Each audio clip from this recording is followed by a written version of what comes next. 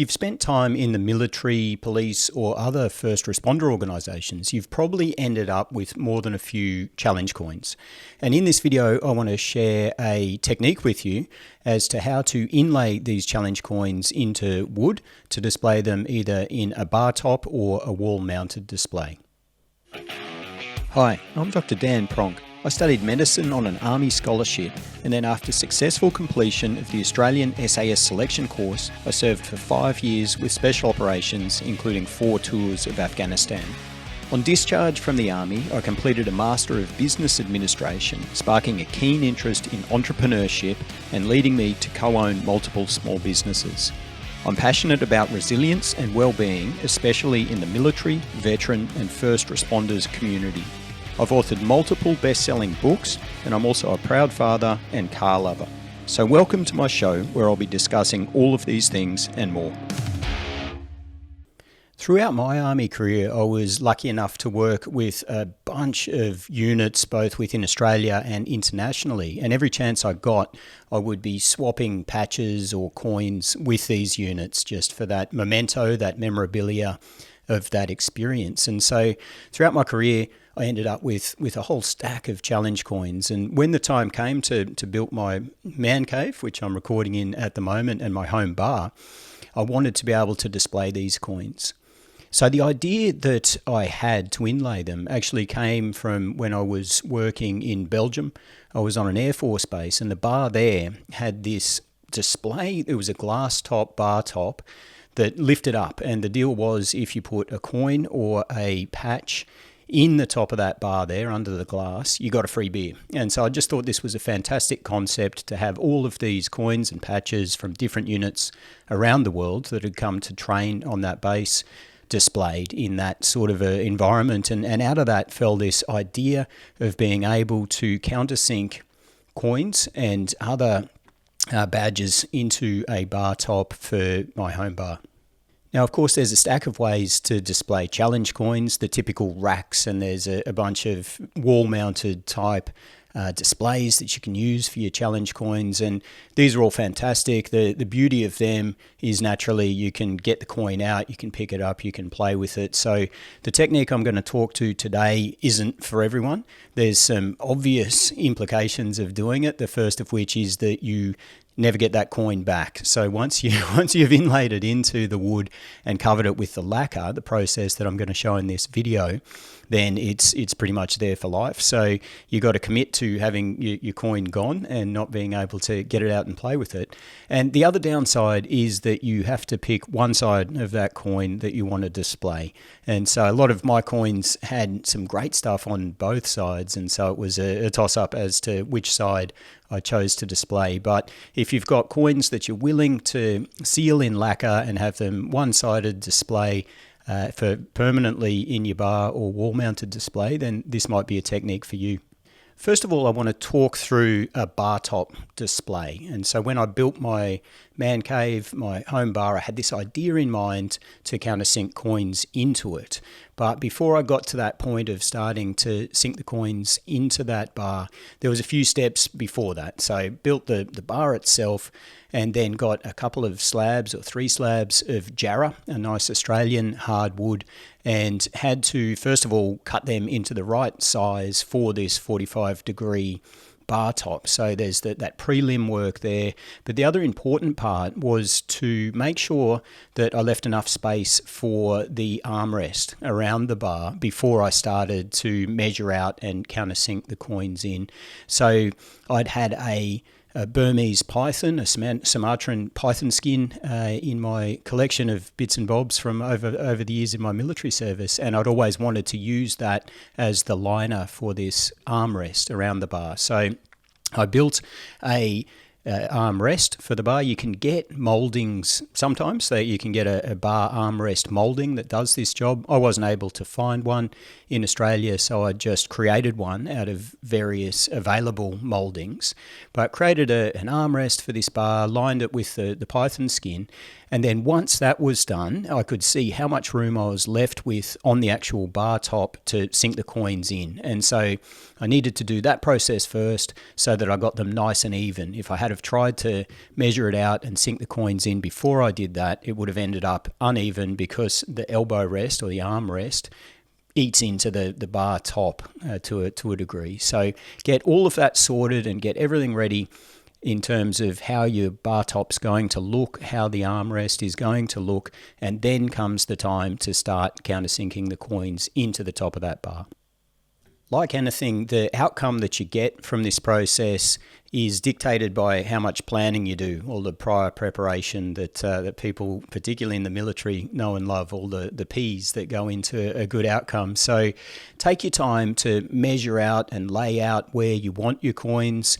I did this, just with a tape measure, worked out evenly spacing these coins, and then played around with sitting them on top of those bar tops to work out what was going to look good, what was going to be proportionate, which coins I wanted on which side. And so take your time, work out where your coins are going to be and just place them around the bar. And then from there, you can start to do your measurements and make your marks as to where you're going to start to drill the holes to countersink your coins in.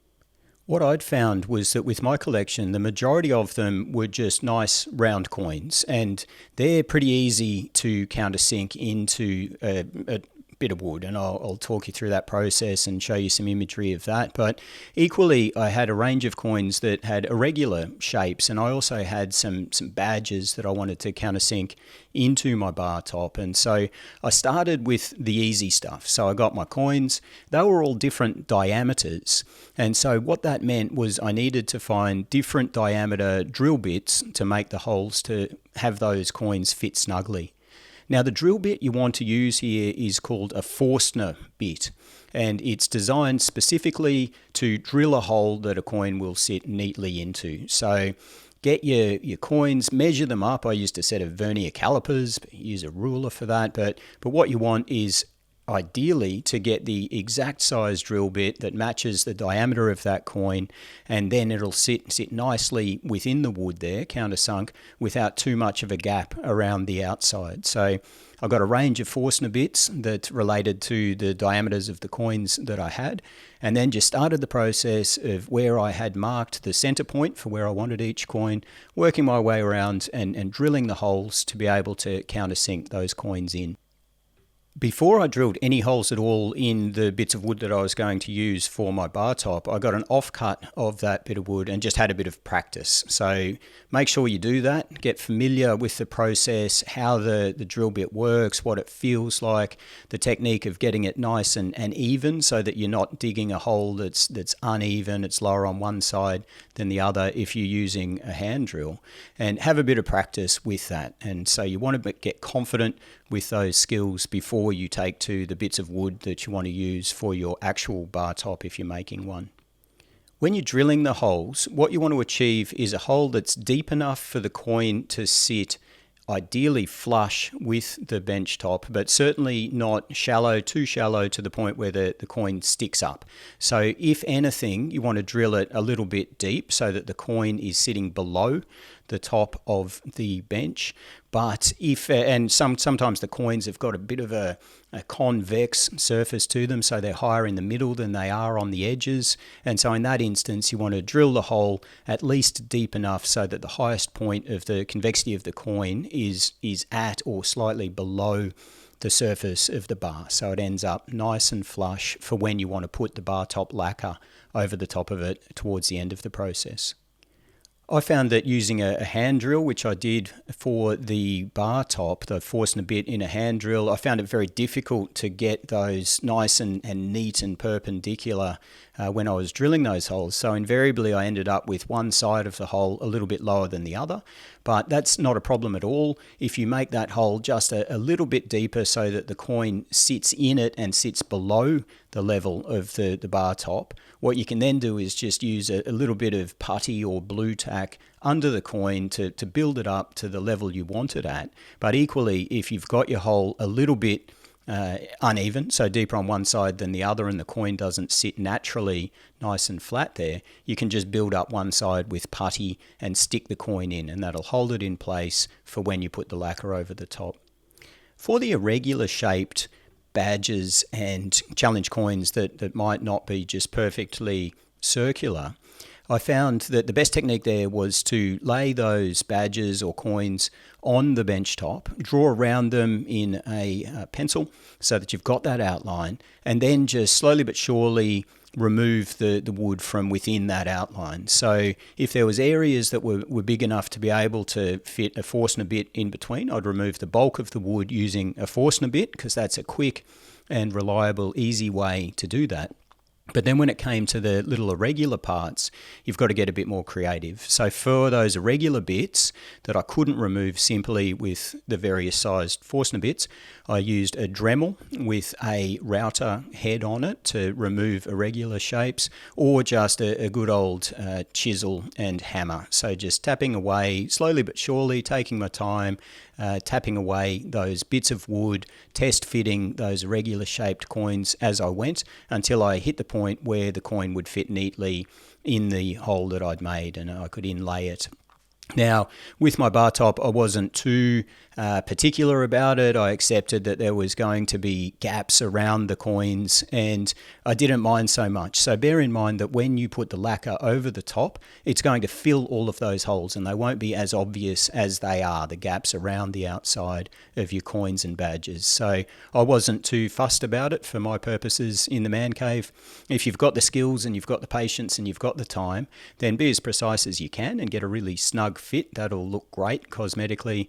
But if you're anything like me and you don't have too many woodworking skills, then just do your best, except there's going to be some gaps, and the lacquer will fill that in later and it'll still look great. So once you've countersunk all of your coins and badges, you get to the fun part, and that's putting the Bartop lacquer on top of it. And now there's a variety of lacquers that are available at hardware stores. I used a 2-part polyurethane lacquer for my projects, which worked great. It was called Bartop lacquer, came in 2 different components. You mix that together and then you pour it on. And it takes hours to set. You've got plenty of time for this to set hard, so you can work with it. But once everything's countersunk in there, you give the wood a good sand so that you get a nice fresh finish. And then you pour the lacquer on top of that to seal everything in. And so making sure that you pour plenty into the gaps around the coins, any cracks that might be in the wood or irregularities, knots in the wood, fill them up with lacquer. Take your time here and get a nice smooth finish on top of that. Now there'll be some air trapped under that lacquer, so the gaps around the coins, there's going to be air trapped in there. And what you want to be doing is getting as much of that air out as you can before that lacquer sets. And the technique to do this is using a blowtorch. So you get a blowtorch, a little gas cylinder with a torch attachment on top, and what you want to do is wave that over the top of the lacquer while it's still runny. So you want to do this pretty much straight away. You've got to be careful here. You want to get heat into the lacquer, but you don't want to get too close, because you'll boil the lacquer, you might burn the lacquer and cause problems with it. But just take your time on this, start at a distance and move that blowtorch over the top of that lacquer, slowly getting closer as needed. And what you'll see is the air bubbles coming out of that. So as the lacquer heats up, the air expands and it wants to bubble out of that. And so I didn't get this perfect with my Bartop. In the project that I'll show you at the end of this video, I had a far better result. But you want to be using a blowtorch there, moving it regularly and steadily from a distance until the air bubbles out of that lacquer while it's still wet. So do that straight away, get as much of the air out as you can, and then you just need to walk away, close your shed and let that set. From memory, the lacquer I used took about 24 hours. So you don't want to harass it, you don't want to touch it, you don't want to check that it's dry. Give it plenty of time to set properly before you come back to it. So that was the technique that I used for my Bartop, and it came out quite well. I was really happy with the results there. I did that years and years ago now, so maybe 5 years ago, and it's really weathered well. So it's been great. I've had no issues with it at all. It's nice, hard. That Bartop lacquer doesn't scratch easily. I did end up with a fair few bubbles coming up around the coins, and also because I used very old hardwood, air was coming out of that hardwood, so ended up with a few bubbles, but for my purposes that didn't bother me at all, and that's been great. In the time since then, with the challenge coins that I've got since I made that bar top, I've used them the same technique to mount them into wood to use on wall displays. And so in this next series of videos, I'll show you how I did that. So this technique was exactly the same. I used the same type of wood. It was Jarrah, once again, this lovely old red Australian hardwood. But this time around, I did it slightly differently in that I used a drill press with the Forstner bit in it. And I found that was a much better way to get a nice, regular, consistent hole to countersink those coins into. It didn't have the same problems that I faced with the hand drill, where if I didn't get that exactly perpendicular, I ended up with an uneven hole. So using a drill press, I think, is a great technique if you can. I wouldn't have been able to do that anyway with the bar top because of the size of that slab, but for this wall-mounted smaller piece of wood, worked out perfectly. You can get nice, neat holes. Now, for the wall-mounted display, I wasn't too concerned about gaps around the outside of the coin. So I had a bunch of different sized coins. What I did was just used the Forstner bit that was the size of the biggest coin, and so that fit snugly in there, as you can see in this video here. But then I just drilled all of the holes that same size and accepted that I was going to have gaps around the outside of the smaller coins that would just be filled by the lacquer. And so I, of course, wanted those gaps to be as even as possible, so I took a bit of time making sure that I centered those coins. Once again, I used a bit of blue tack just to stick the coins in the middle of those holes, get the gap as even as I could around the outside, and then did the same process, poured the lacquer on top of that, and then while the lacquer was still fresh when I just poured it, I ran a blowtorch over the top of that, and you can't see it really well in this video, but when you're doing it yourself, you can see those bubbles immediately coming out, and if you get that right, you get the best possible outcome, the bubble-free outcome when that lacquer sets. So that brings us to the end of this video. I hope that's put some thoughts in your mind about potential other options to display your challenge coins. Thanks for watching. You know the drill. Like, subscribe, share if you feel appropriate. And until next time, stay safe and don't forget to have some fun. Cheers.